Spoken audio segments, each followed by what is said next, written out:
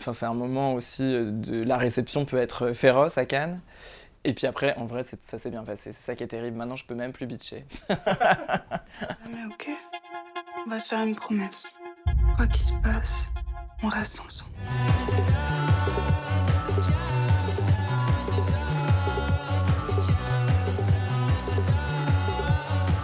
Après Les Démons de Dorothy, il y avait déjà Les Reines du Drame qui était écrit depuis. Enfin, qui était en chantier d'écriture, disons, depuis bien 4 ans, je crois, ou 3 ans et demi, 4 ans. Et c'est vrai que déjà, il y avait personne, pas de productrice, etc. Voilà, avant Les Démons de Dorothy, je me sentais un peu seule, et puis surtout, je me sentais ni capable, et ni légitime, ou ni. Très angoissée à l'idée de faire un long. Et c'est vraiment la rencontre avec Inès Dayandazi, la productrice des Reines du Drame et coproductrice des Démons de Dorothy, qui m'a demandé si j'avais un projet. Je lui ai fait lire. Elle m'a dit super, mais il va falloir écrire plus sérieusement. Et donc, grâce à l'élan qu'elle m'a donné, je me suis sentie capable de faire le long. Je pense que ce qui a donné vraiment l'élan, c'est ça, c'est d'avoir trouvé la bonne équipe et de s'entraider. Et voilà. T'étais vraiment la plus belle ce soir. Je voyais que toi dans la salle.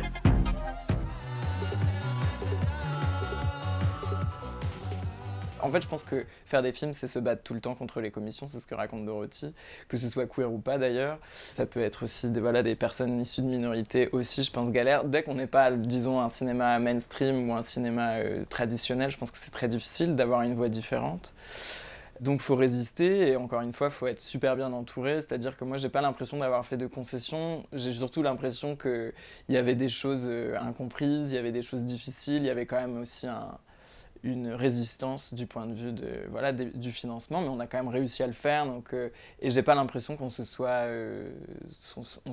trahi. On a fait le film comme on avait envie, mais ça c'était vraiment possible parce que toute l'équipe, on savait ce qu'on avait envie de faire, on connaissait le projet. Et voilà, c'était un film où il y avait quasiment que des personnes queer derrière la caméra, donc le projet était important. Donc malgré l'adversité et les personnes qui n'ont pas voulu soutenir le film, on n'a pas capitulé parce que nous, on savait qu'on avait envie de faire ça et on savait pourquoi on a envie de le faire de cette manière.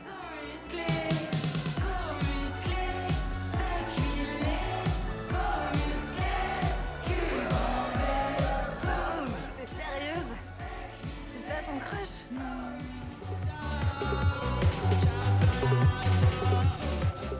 Je pense qu'il y avait sans doute un espoir, un rêve d'y aller, mais c'est aussi une grande angoisse. C'était aussi d'une certaine manière rentrer dans un milieu qui n'était pas le nôtre, le mien.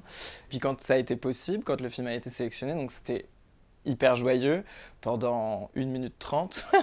Et puis après, c'était hyper angoissant. Je me suis, justement, en plus avec la scène de Dorothy, d'ailleurs, quand j'ai présenté le film, j'ai fait une petite blague là-dessus. J'ai dit que j'espérais que le public allait être plus clément et plus enthousiaste que les spectatrices les spectatrices d'ailleurs du film dans Les Démons de Dorothy. Enfin, c'est un moment aussi de la réception peut être féroce à Cannes. Et puis après, en vrai, ça s'est bien passé. C'est ça qui est terrible. Maintenant, je peux même plus bitcher.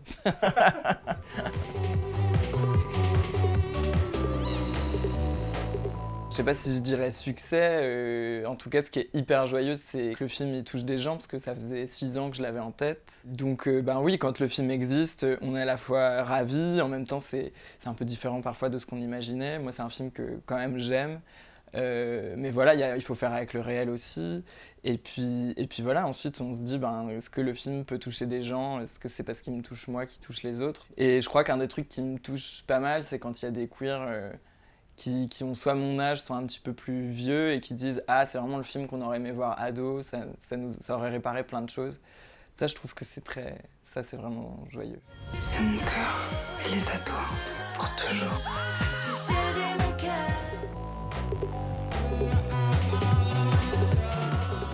C'était dès le départ une pensée pour être une comédie musicale. Et comme le film raconte 2 personnes qu'on oppose, parce qu'a priori elles sont différentes, mais justement elles ont vraiment un lien, mais c'est plutôt le monde extérieur qui leur dit qu'elles peuvent pas s'aimer, donc il y avait une sorte de dimension tragique comme ça, et qu'il fallait que ça se manifeste par la musique, en tout cas pour justement que cette opposition elle soit à la fois palpable, mais aussi questionne le fait que pourquoi on peut pas avoir différents types de musique dans les films, c'était vraiment le nœud. Et donc je savais que j'avais envie de travailler avec plusieurs compositeuristes différents et qui viennent vraiment des époques et aussi des genres que les musiques, les chansons du film convoquent. C'était difficile parce que c'était vraiment un travail de composition, mais composition comme un acteur, c'est-à-dire il fallait à la fois partir de soi, donc notamment Rebecca convoquer les souvenirs un peu de Sexy Sushi, en même temps créer les musiques pour un personnage qui n'est pas elle, et en même temps ce qui était très compliqué c'est que voilà, c'est à la fois elle aujourd'hui, en même temps avec les souvenirs du passé pour un nouveau personnage, et voilà, et convoquer Sexy Sushi c'était étrange parce que c'est plus du tout ce qu'elle fait aujourd'hui, donc c'était vraiment comme se mettre dans la peau d'un personnage, donc c'est assez rigolo que même les compositeuristes aient dû comme ça avoir un rôle de composition quoi. Si tu veux ma bouche, prends d'abord mon cœur. On reste sur la touche, pas de touche. Je ne suis pas ta chose. Si tu veux ma bouche, tu chéris mon cœur. Effectivement, la phrase sans les Spice Girls, j'aurais jamais lu Monique Wittig. C'est vraiment, je pense, la phrase qui représente bien le film et qui me représente bien moi. C'est-à-dire, je viens pas d'un milieu cinéphile du tout. J'ai commencé à regarder des choses grâce à la télé. Et c'est un peu comme ça, grâce à cette culture un peu plus populaire, que j'ai découvert le cinéma. Donc vraiment, il y a un lien qui s'est tissé avec des choses qui a priori n'avaient pas à voir, mais c'est en grattant, en cherchant que j'ai découvert des choses. Et je trouve que j'aime bien l'idée que les choses se nourrissent. Et comme le film, et c'est un peu le mot qui m'obsède, mais de créer du lien, et plutôt que de créer des oppositions. Et je crois que ça, c'est un élan assez queer. Et d'ailleurs, la première idée du film, c'était de convoquer comme ça des références de cinéma que moi j'aimais, parce que le matériau du film, cette histoire d'amour impossible, ça me rappelait des mélodrames que moi j'adorais. Donc notamment, je pense à Q-Core et Star is Born avec notamment Judy Garland, notre mère à tous. Et je me suis dit, ce matériau, cette histoire-là, moi j'ai envie de la raconter avec des personnages queer. Et aussi de convoquer des souvenirs plus de pop culture, voilà, comme dans Star is Born, ça se passe dans le milieu du cinéma des années 50, et là je voulais vraiment raconter avec mes icônes à moi d'adolescence, et des icônes aussi qu'on a souvent moquées, donc c'était un peu faire des grandes histoires avec les personnages qu'a priori tout le monde trouvait inintéressants. Ma petite Mimi, mais vraiment, il n'y a pas à dire, vous avez une voix, mais vous n'avez aucune personnalité.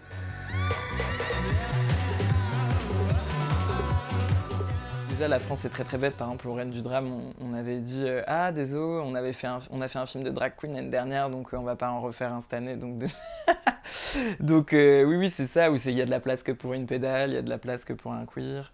Déjà, c'est une méconnaissance. Enfin, on dirait pas à Gilles Lelouch, désolé, Guillaume Canet a fait un film l'année dernière, on va pas. On a l'impression que c'est Game of Thrones, quoi. Il y a un siège pour une cinéaste queer, et ensuite les autres n'ont pas le droit d'exister. C'est absurde d'avoir si peu de place. C'est qu'il y a vraiment différents cinémas queer. C'est comme voilà, toutes les personnes féministes. En fait, toutes les minorités. En fait, il n'y a pas un discours, il n'y a pas un regard. Il y a des films queer, des cinémas queer. Et c'est un film queer, mais ça ne représente pas toutes les personnes. Toutes les personnes queer n'ont pas envie de faire ce genre de film. C'est, je crois, arrêter de se dire que ça ne concerne pas les gens. Les queers ont quand même regardé des films hétéros pendant 100 ans et ça les a pas empêchés d'être émus, etc. Et le cinéma, c'est quand même l'art de l'empathie. Et moi, j'espère quand même que, même si je suis ravie qu'évidemment ça touche les personnes queer, et c'est aussi en grande partie pour ça que c'est fait, mais quand il y a des personnes a priori non concernées qui finalement sont émues par l'histoire, ça c'est super. Et puis c'est bien pour une fois d'être privilégié puis de faire un pas de côté pour voir autre chose. Non, mais qu'est-ce que c'est que ça, Stevie? C'est ma lettre. Je lui écris toutes les semaines et elle me répond toujours avec un petit mot et une photo.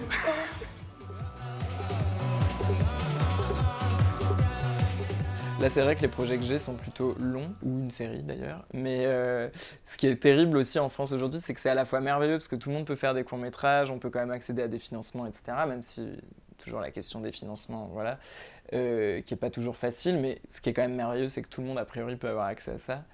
Mais c'est aussi très très long. Et là, j'avoue que de réattendre 3 ans et demi, 4 ans pour faire un court qui est quasiment le même temps que faire un long, je sais pas. Ou alors un court, si ce serait de le produire de manière sans argent, etc. Ouais, ça, je pense que ça m'exciterait.